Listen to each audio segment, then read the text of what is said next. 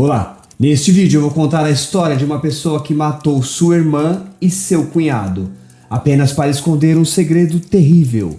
Você vai descobrir como ele planejou e executou o crime, como ele tentou enganar a polícia e a sua família também, e como ele foi finalmente capturado e condenado. Você vai conhecer os detalhes chocantes de sua motivação, sua confissão e até seu julgamento. Você vai ver como ele destruiu a vida de 2 pessoas inocentes e de sua própria esposa também. E como sua esposa foi a chave para desvendar todo o mistério. Você vai se surpreender com a frieza e a crueldade deste homem, que não mostrou nenhum arrependimento ou remorso por seus atos. Você ainda vai se perguntar como alguém pode ser capaz de cometer um ato tão monstruoso e como ele conseguiu escapar da justiça por tanto tempo. Fique ligado e não perca nenhum detalhe. Wendell Weingarten era um veterano do exército que serviu na Segunda Guerra Mundial. Depois disso, ele trabalhou durante 26 anos numa loja de móveis, até a sua aposentadoria. Wendell também era membro da igreja de West Lawn. Este rapaz fez parte do coral da igreja também por 37 anos. Em 12 de dezembro de 1953, Wendell se casou ali com Dorothea Chen, uma jovem muito bonita, religiosa e também frequentadora da igreja ali que Wendell ia. Eles tiveram um total de 7 filhos, sendo eles Lynn Reynolds, Beck, Terry, Ryan, Shay, Gale e David. A família morava no bairro de Holland, no estado de Michigan, nos Estados Unidos. Aquela família era liderada por um ex-militar reformado, então já podemos imaginar como foi rígida a educação daquelas crianças. Ryan, um dos filhos do casal, nasceu em 12 de dezembro de 1962.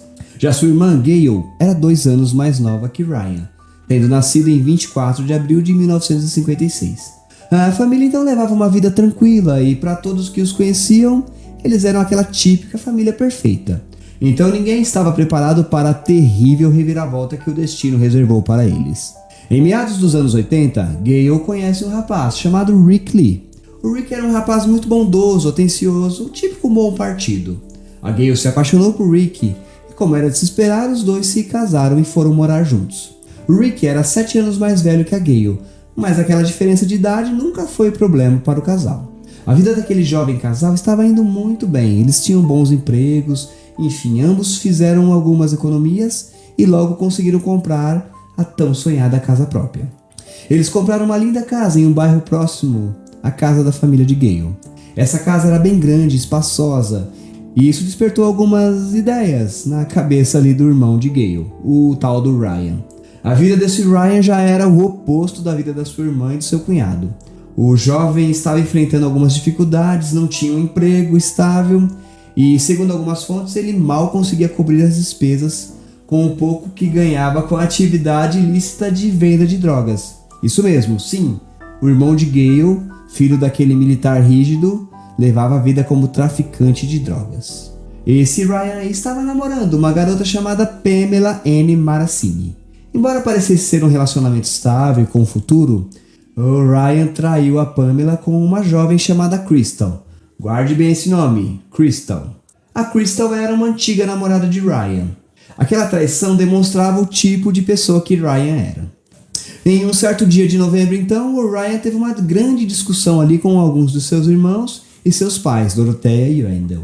O Ryan teve a fantástica ideia de querer se mudar, imagine você, para a casa de sua irmã. Ou seja, o Ryan querer morar com um recém-casal. Ele falava ali que a casa de Gale e Rick era bem maior que a casa que eles moravam e era muito melhor que a casa deles. Então o Ryan estava disposto a levar toda a família de Gale para morar na recém-adquirida casa da sua irmã. Enquanto o Ryan insistia e os pressionava com aquela ideia maluca de morar com a irmã, aquela discussão sobre a mudança criou uma tensão na família, e aquilo seria o gatilho para o início de uma história de terror. Era sábado, 21 de novembro de 1987, e naquele dia teria início o terror para aquela família. O Rick e sua esposa Gale foram a uma festa de casamento de um casal de amigos. Lá na festa eles se divertiram bastante, dançaram, enfim. E aí no final da tarde acabou a festa e eles voltaram para casa. Depois da festa então, chegou o domingo, se passou o domingo e na segunda-feira, dia 23, imagine que nem o Rick nem a Gale apareceram em seus trabalhos. Isso era muito estranho, pois eles eram funcionários exemplares, não costumavam faltar no emprego. Os pais de Rick então ficaram muito preocupados com o sumiço do filho e da nora, e como eles não tinham notícias do filho, resolveram ir até a casa do casal para tentar descobrir ali o que tinha acontecido, porque eles não tinham ido trabalhar. Ao chegar na casa de Rick, os pais do jovem jamais imaginariam o que estava acontecendo. Eles jamais imaginariam que estavam chegando em uma cena de crime, saída do pior e mais aterrorizante filme de terror.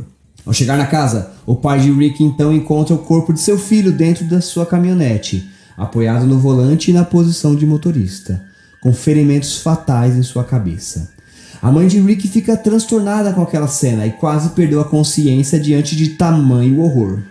Eles não conseguiam acreditar no que estavam vendo. O pai de Rick então entra naquela casa à procura de sua nora e então encontra o corpo de Gale no quarto principal, no colchão ali da cama de casal.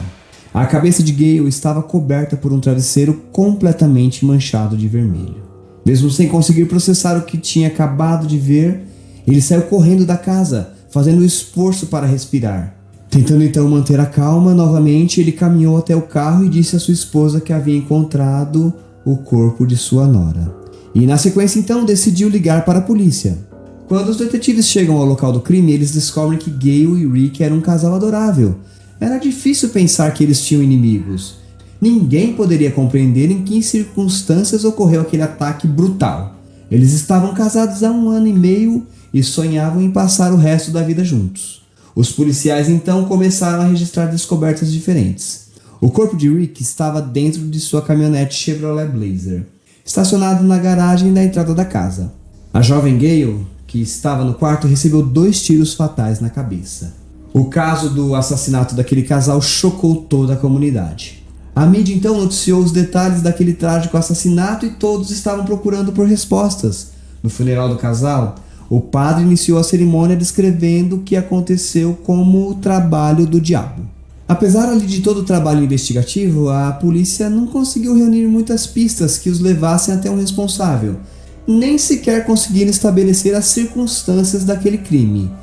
Não havia testemunhas, não havia evidências de que alguém estivesse procurando algo para roubar na casa. Não havia sinais de luta violenta, não havia nada. Enfim, tudo estava em ordem. Os corpos não mostraram sinais de luta, apenas os impactos da bala.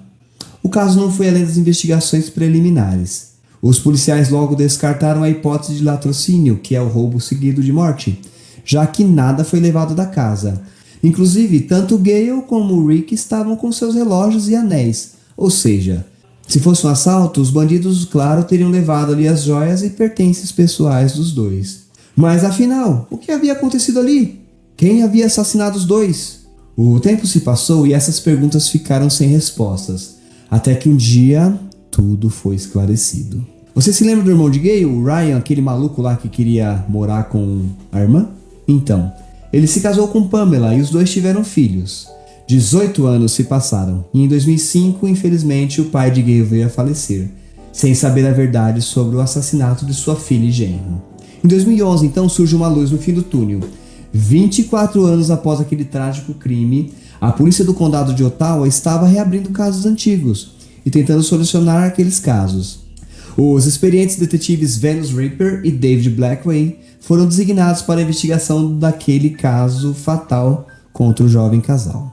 O arquivo do caso era muito extenso e após revisarem todos os documentos, os detetives estavam determinados a descobrir o que realmente havia acontecido. Eles então começam a coletar depoimentos com testemunhas da época ou pessoas ligadas ali ao caso. A dupla de investigadores tiveram inclusive que viajar para outros estados para localizar testemunhas que já haviam se mudado. A ideia dos policiais era encontrar alguém que sabia de alguma informação, mas que na época acabou omitindo isso para a polícia. Com o tempo, as alianças de lealdade enfraquecem, e também o peso da culpa faz com que as pessoas sintam a necessidade de confessar o que sabem, para aliviar ali a sua consciência. Os dois detetives acreditavam que com algumas perguntas ali, as testemunhas poderiam se abrir e contar o que mantiveram em silêncio durante anos. E realmente aquilo aconteceu. Cheryl, uma das irmãs de Gale, lembrou que seu irmão Ryan uma vez disse a ela que ele às vezes se perguntava se seria capaz de fazer algo assim. Ou seja, ele se perguntava se poderia ele matar a própria irmã. Aquele comentário estranho do irmão era algo inaceitável, algo muito suspeito, e isso deixou os investigadores intrigados. Analisando novamente os documentos do caso, descobriram que nos dias seguintes aos acontecimentos, o Ryan deu seu depoimento para a polícia, mas em nenhum momento ele foi considerado suspeito. Quando lhe perguntaram onde ele estava naquele sábado à tarde, ele disse que estava com a namorada Pamela na casa de um amigo lavando roupa. Os detetives então resolvem ver o depoimento de Pamela, e ela confirmou o álibi do namorado. Mas analisando os arquivos ali com mais cuidado, os dois detetives já experientes, encontraram uma segunda declaração de Pamela, que não coincidiu com o que ela havia relatado anteriormente. Os policiais então logo resolvem convocá-la para depor novamente, depois de 24 anos da morte de sua cunhada, pois os detetives tinham certeza que Pamela sabia mais do que tinha dito naquele depoimento. E eles estavam certos. A atual esposa de Ryan então estava prestes a tornar-se testemunha-chave, que permitiria que a verdade finalmente fosse descoberta.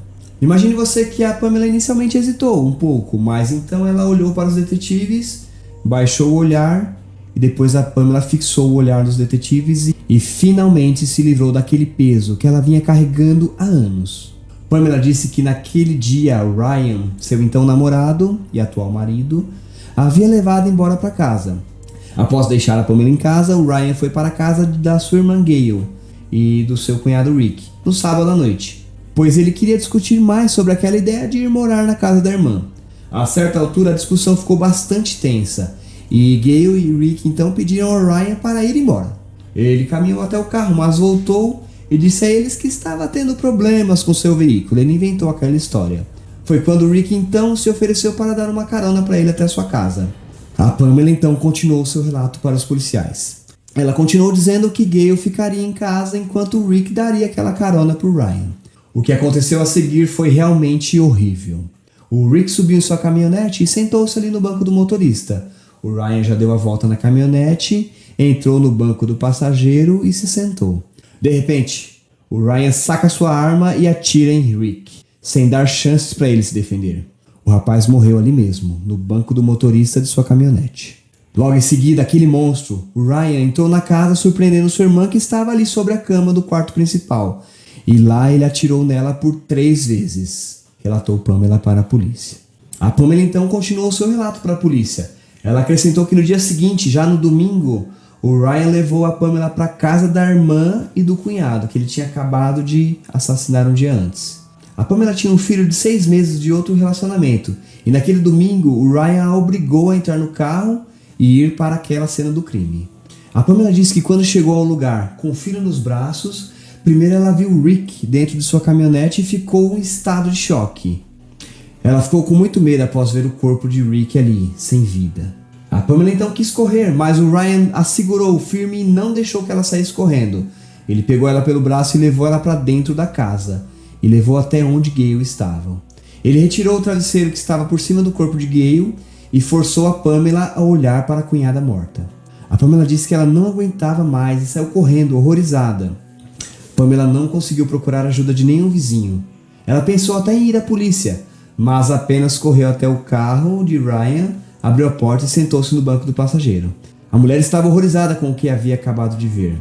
A Pamela disse aos detetives que Ryan tinha inveja de sua irmã e de seu cunhado, que tinha ciúmes da felicidade e sucesso deles, e por isso que ele resolveu dar um fim na vida dos dois.